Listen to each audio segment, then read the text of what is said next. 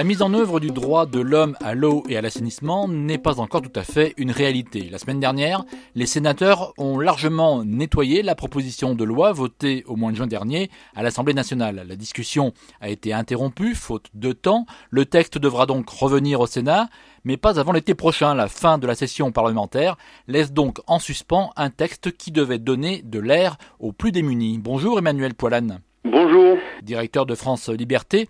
Alors, cette proposition de loi est le fruit de 5 années de travail des associations pour valider le droit à l'eau pour tous. Petit rappel tout d'abord, quel est l'esprit du texte ? Donc, la volonté du texte, c'était de mettre en adéquation la loi française avec les engagements internationaux de la France aux Nations Unies. La France avait signé la résolution sur le droit à l'accès à l'eau et à l'assainissement pour tous en juillet 2010. Donc là, c'était la volonté de traduire ça dans la loi française avec déjà l'article 1 qui disait le droit à l'eau pour tous en France, et puis ensuite remettre l'eau au cœur de nos villes et nos villages avec des fontaines, des toilettes, des douches publiques.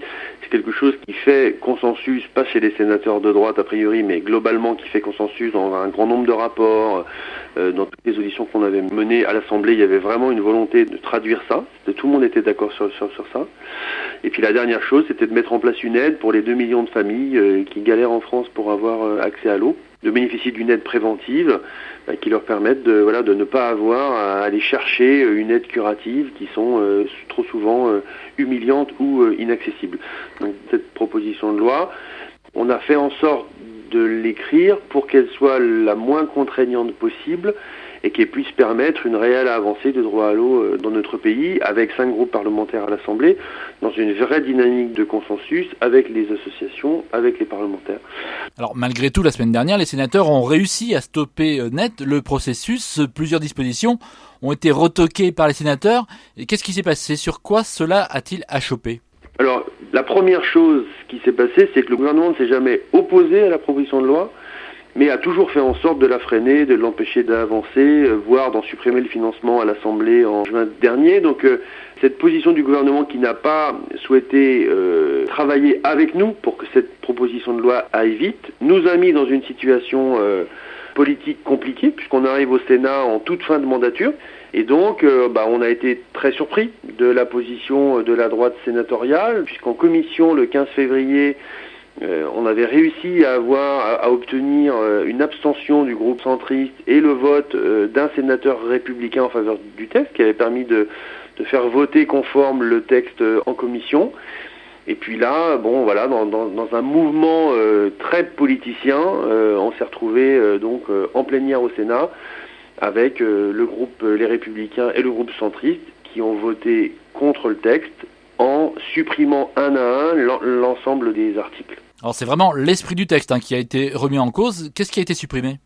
Alors ce qui était très choquant à la fois pour les rapporteurs de ce texte et les sénateurs qui étaient pour, et surtout pour les associations, c'est que la droite sénatoriale a supprimé l'article 1.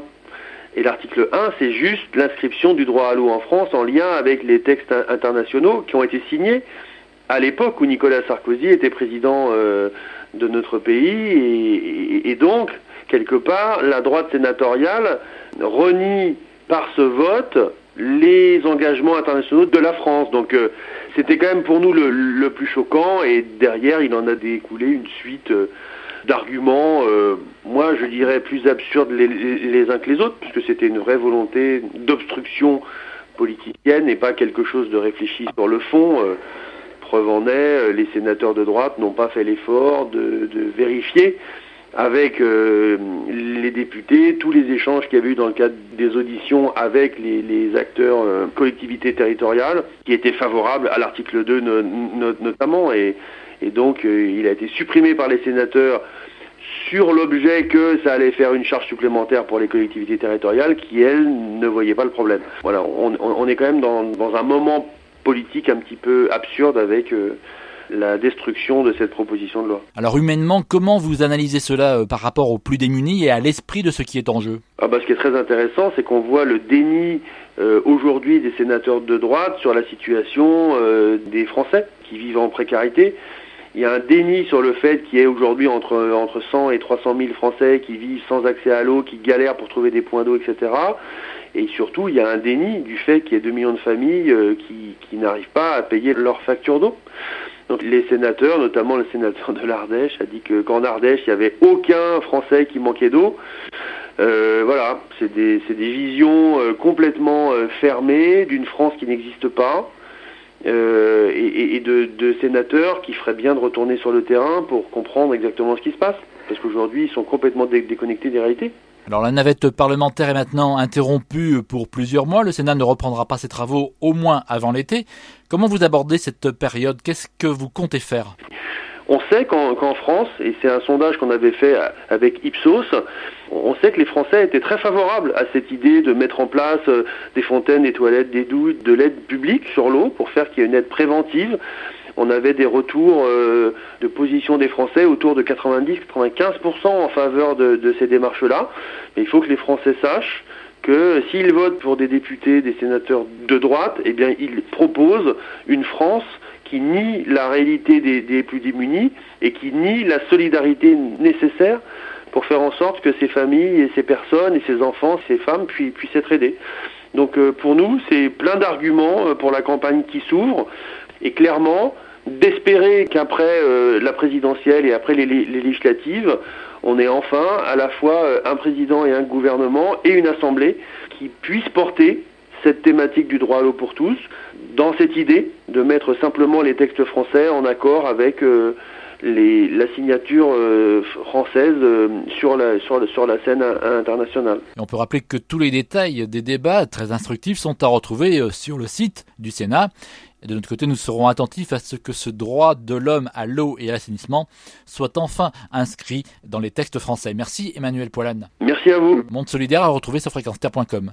Philippe Bourri, Fréquence Terre. Retrouvez et podcastez cette chronique sur notre site fréquenceterre.com.